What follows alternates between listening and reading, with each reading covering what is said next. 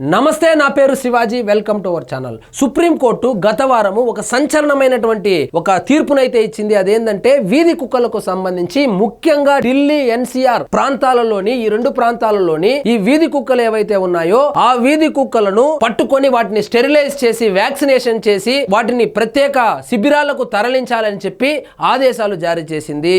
ఎందుకంటే ఈ వీధి కుక్కలకు సంబంధించి వీధి కుక్కల దాడిలో చిన్న చిన్న పిల్లలు చనిపోవడం మనం ప్రతి రోజు పేపర్లలో చదువుతూ ఉంటాం. వీధి కుక్కల దాడిలో వృద్ధులు బలి కావడం కూడా మనం వార్తల్లో చూస్తున్నాం. వీధి కుక్కలు ఒక పిల్లలకు మరియు వృద్ధులకే కాకుండా ఈ టూ వీలర్ లో పోతా ఉంటారు చూడు, మోటార్ సైకిల్ నడిపే వాళ్ళకు కూడా ఇబ్బంది కలగడము, యాక్సిడెంట్లకు కారణం కావడం కూడా మనం వార్తల్లో చూస్తూనే ఉంటాము. దీనికి సంబంధించి సుప్రీంకోర్టు తీర్పునిస్తే వీధి కుక్కల యొక్క మనోభావాలు దెబ్బతిన్నాయని చెప్పి వీధి కుక్కల తరపున కొంతమంది సెలబ్రిటీలు వచ్చి ఇది చాలా తప్పు, అవి కూడా జీవాలే, వాటికి ప్రపంచంలో బతికేటువంటి హక్కే లేదా అని చెప్పి వీధి కుక్కల తరపున మాట్లాడుతా ఉన్నారు. సో వీధి కుక్కలు కొరికినప్పుడు, వీధి కుక్కలు కొరికి చిన్న పిల్లలు చనిపోయినప్పుడు వీళ్ళకు కనపడలేదు, కానీ వీధి కుక్కలు కొరికి వృద్ధులు చనిపోయినప్పుడు వీళ్ళకి కనపడలేదు. వీధి కుక్కలు కొరికి ఎంతో మంది ర్యాబిస్ వ్యాధి వచ్చి బాధపడతా ఉంటే వీళ్ళకి కనపడలేదు, కానీ వీధి కుక్కల మనోభావాలు బాధపడిందని చెప్పి వీళ్ళు బయటకు వచ్చి మాట్లాడుతున్నారు. అందులో ముఖ్యంగా సదా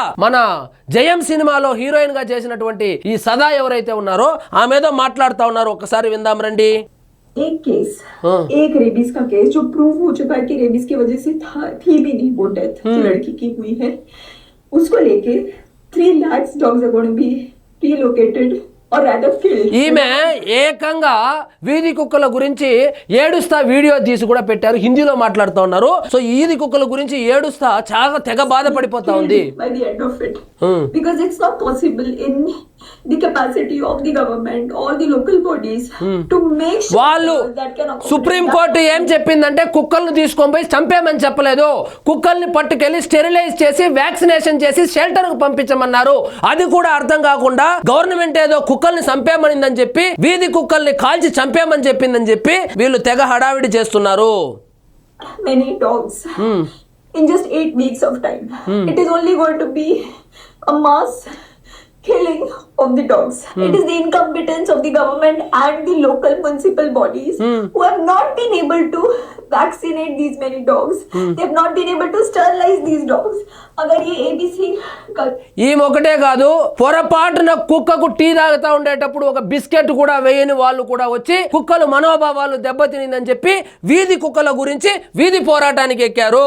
సో వీళ్లకు ర్యాబిస్ వచ్చి చనిపోయినటువంటి వాళ్ళు కనపడడం లేదు, కుక్కల దాడిలో చనిపోయినటువంటి చిన్నపిల్ల వాళ్ళు కనపడడం లేదు, కుక్కల దాడిలో చనిపోయినటువంటి ముసలి వాళ్ళు కనపడడం లేదు, కుక్కల వలన యాక్సిడెంట్ అయ్యి మోటార్ సైకిల్లో యాక్సిడెంట్ అయ్యి రోడ్డులో పడినటువంటి కుటుంబాలు వీళ్ళకి కనపడడం లేదు, కానీ వీధి కుక్కలు మాత్రం కనపడతా ఉంది. వీధి కుక్కల గురించి వీళ్ళు కంట తడి పెడతా ఉన్నారు. గత సంవత్సరంలో 2024లో ఎంత మంది కుక్క కాటుకు గురయ్యారో డేటా నేను చూపిస్తాను చూడండి.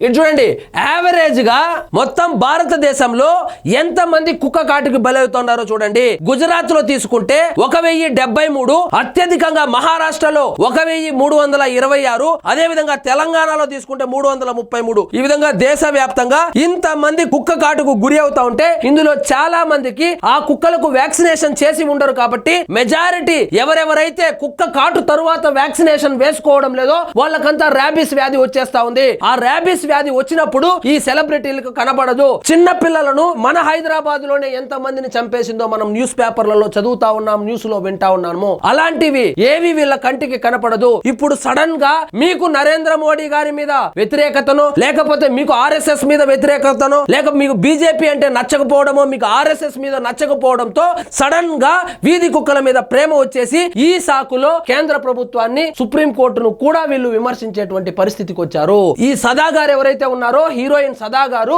ఇంత ఏడుస్తా ఉన్నారు కదా. ఇప్పుడు ఒక చిన్న ఫోటో ఒకటి చూపిస్తాను, ఒక్కసారి చూడండి. ఇక్కడ చూడండి, ఇతని పేరు వేణు, ఇతను మేకప్ మ్యాన్. ఎవరికి మేకప్ మ్యాన్ అంటే ప్రతిరోజు కుక్కల గురించి పోస్టులు పెట్టేటువంటి రేష్మి ఉంది కదా, మన యాంకర్ రేష్మికి మేకప్ మ్యాన్. సదాకు డీలో పనిచేసినప్పుడు గాని, అదే విధంగా జబర్దస్త్ లో ఆమె యాంకర్ గా చేసినప్పుడు గాని ఆమెకు మేకప్ మ్యాన్, సొంత మేకప్ మ్యాన్.